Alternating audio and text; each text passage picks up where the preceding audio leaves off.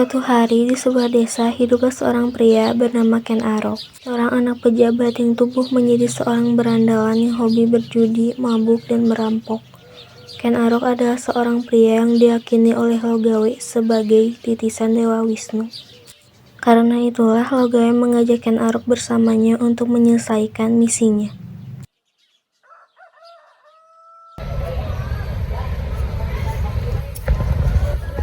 Apakah kamu sedang menghitung hasil rampokan?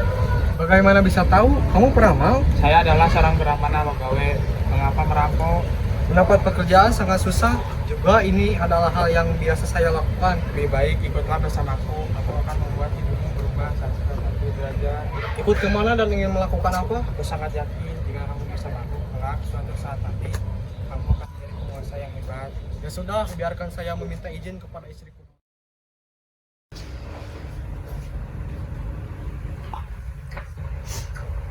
Adinda, Iya, kenapa Mas? tadi ada seorang kakek, ia menawarkan Mas untuk ikut dengannya. Ikut kemana Mas? Mas gak tahu dia mau ajak Mas kemana, tapi dia bilang dia akan merubah hidup Mas 180 derajat. Izinkan Mas untuk ikut ya Dinda, Mas janji hidup kita berdua akan jauh lebih baik. Ya udah ya Mas, jika ada yang baik, saya akan mempersiapkan pembakaran sekarang. Setelah meminta izin kepada sang istri, Ken Arok langsung pergi menuju tempat yang sudah dijanjikan.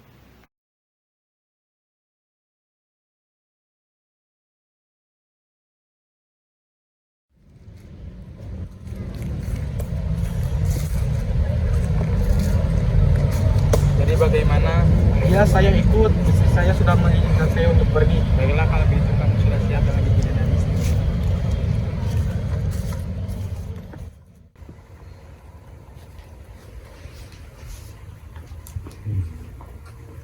Wahai Baginda Raja Tunggul Amatung, izinkan hamba meminta sesuatu kepadamu. Apa yang kau inginkan Brahmana? Tujuan saya membuat dia menjadi pengawal pribadimu. Siapa anak muda itu? Sugeng Prabu Asma Paula Ken Arok. Baiklah Ken Arok, sebagai permintaan dari Brahmana Logawe, saya mengizinkan Anda untuk menjadi pengawal kami. Dan bekerjalah dengan baik. Setelah resmi menjadi pengawal pribadi Tunggul Ametung dan Ken Dede, Ken Arok menjadi sering pergi bersama mereka berdua untuk menjaga pemimpin Tumapel tersebut. Semua pekerjaan yang Ken Arok lewati semuanya berjalan lancar hingga akhirnya ada suatu kejadian.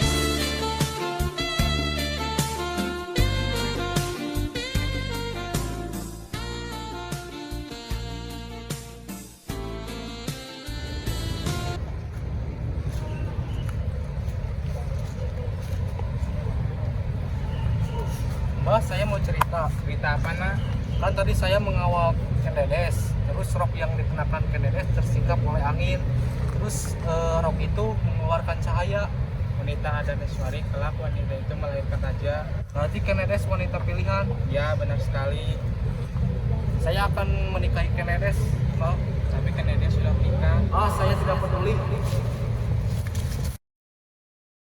Dikarenakan Ken Arok yang sudah terlanjur jatuh cinta dengan Ken Dedes, ia berpikir untuk merebut paksa Ken Dedes dari Tunggul Ametung dengan cara yang licik.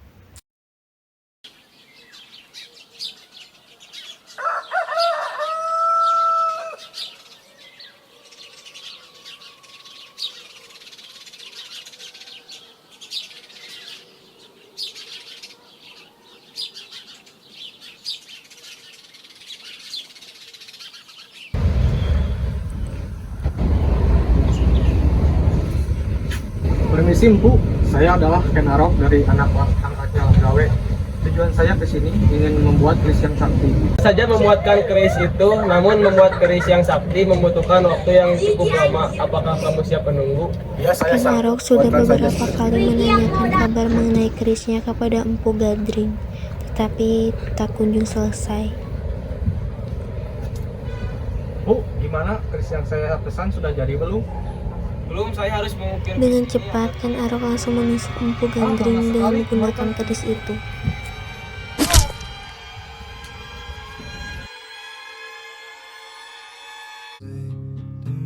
Aku bersumpah kamu dan keturunanmu akan mati dengan keris. Something in the way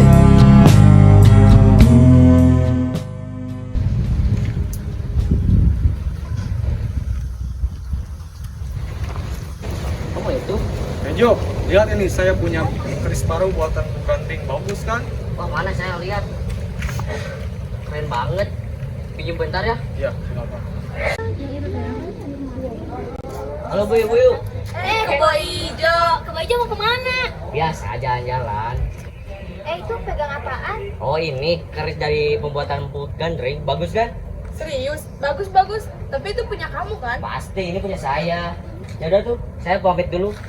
Saat itu Ken Arok memikirkan sebuah rencana yang akan ia gunakan untuk membunuh Tunggul Ametung. Setelah menemukan rencana yang sekiranya tepat, Ken Arok segera menghampiri Tunggul Ametung untuk ia ajak berbincang sejenak untuk yang terakhir kalinya.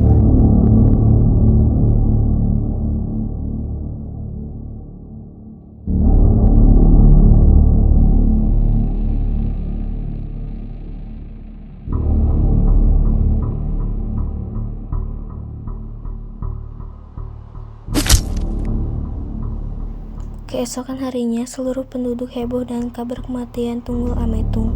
Terlebih lagi, senjata yang digunakan pembunuh tertinggal di tubuh Tunggul Ametung. Setelah beberapa warga mengetahui senjata yang digunakan oleh si pembunuh, mereka langsung berasumsi bahwa pembunuh Tunggul Ametung adalah Kebo Hijau.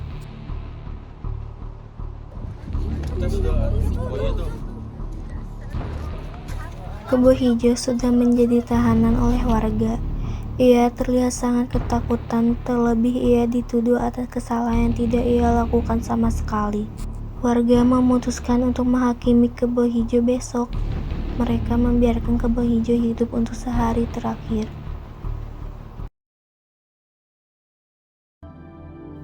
Saat sore tiba, Ken Arok menghampiri Kebo Hijau sebelum Kebo Hijau membuka suara dan membongkar siapa pemilik keris itu yang sebenarnya. Ken Arok, tolong selamatkan saya. Saya tidak mau membunuh Tunggal Ametung. Saya tidak mau dihukum mati. Saya masih mau hidup. Dihukum atau tidak, kamu akan tetap mati.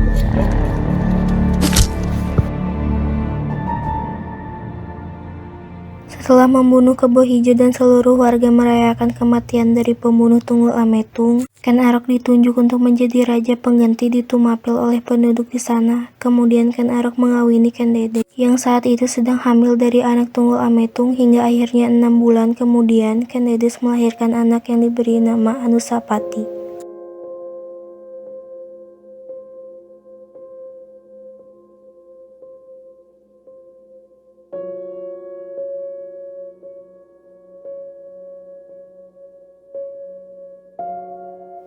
Setelah Ken Arok sudah menjadi penguasa Tumapel, ia ingin membuat Tumapel berjaya sendiri tanpa berada di bawah kerajaan Kediri. Pada saat itu, kerajaan Kediri dipimpin oleh Kertajaya yang dirumorkan memiliki kesaktian yang sangat kuat hingga bisa duduk di atas tombak yang sedang berdiri, tapi tidak terluka, membuat dirinya merasa seperti Tuhan yang ingin dipuja-puji. Tapi pada saat itu, kasta Kertajaya adalah kesatria, di mana dalam tradisi Hindu kesatria berada di bawah Brahma. Karena keinginannya itu memicu konflik dengan kaum Brahmana.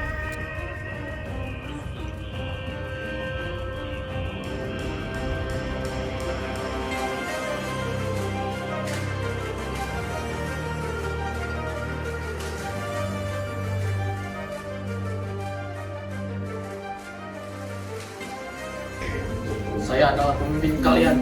Jadi kalian sebagai bawahan saya harus bersujud kepada saya, termasuk seluruh Brahmana yang ada di sini. Tidak bisa begitu. Kami adalah kasta Brahmana, kasta lebih tinggi daripada dirimu. Jika kalian para Brahmana tidak mau bersujud kepadamu, maka Karena adanya dukungan dari para Brahmana dan rakyat, Ken Arok bisa memenangkan perang melawan kerajaan Kediri yang lantas meletus di desa Ganter. Hingga akhirnya Tumapel berganti nama menjadi Singasari.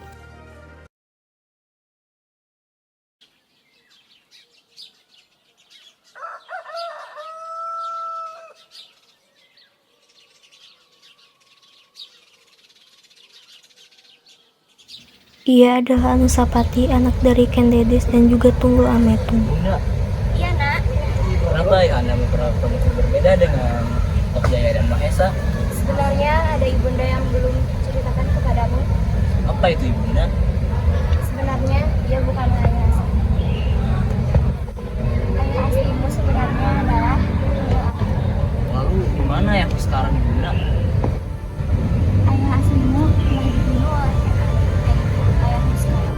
Kalau begitu biarkan aku membalaskan dendam ya ayahku kepada ibu. Jangan, Nak.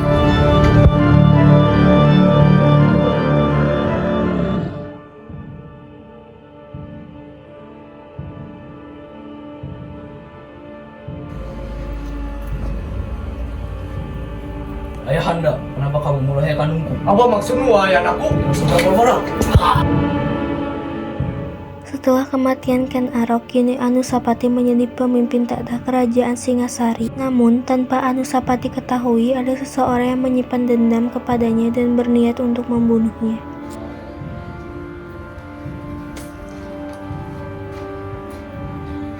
Enggak, Kenapa, Nak? biarkanlah aku membalas ayah dengan membunuh si Anissa Bajingan itu. Jangan. Tidak bisa enggak. Tohjaya berlari dengan emosi yang memuncak sembari membawa keris yang akan digunakan untuk membunuh Anusapati. Lalu tanpa pikir panjang, Tohjaya langsung membunuh Anusapati dan keris itu.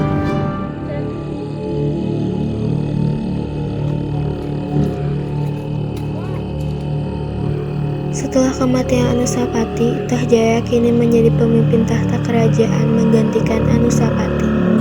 Setelah beberapa lama, Mahesa Cempaka dan Wisnuwardana berencana untuk membunuh Tohjaya agar perdamaian tercipta di kerajaan mereka. Pertempuran dan dendam turun-temurun ini berakhir dikarenakan Mahesa Cempaka dan Wisnuwardana hingga akhirnya keturunan dari Mahesa Cempaka yaitu Raden Wijaya berhasil mendirikan kerajaan yang bernama Majapahit.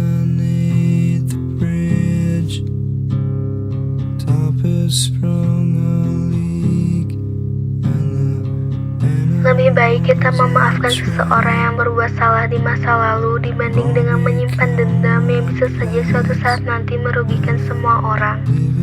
Dan jangan sampai nafsu menguasai diri kalian sehingga kalian bisa melakukan segala cara untuk memenuhi nafsu kalian. Kendalikan diri kalian agar tidak melakukan hal-hal yang tidak masuk akal hanya demi memenuhi keinginan kalian.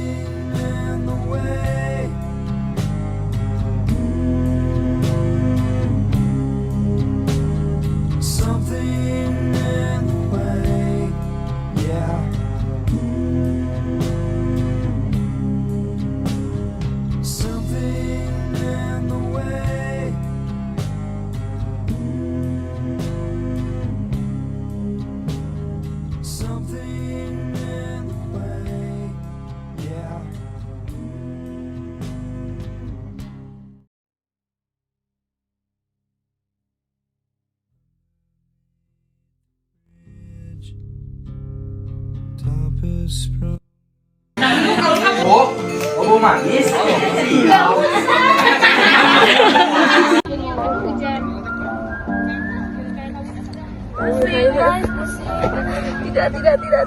I don't know what you've been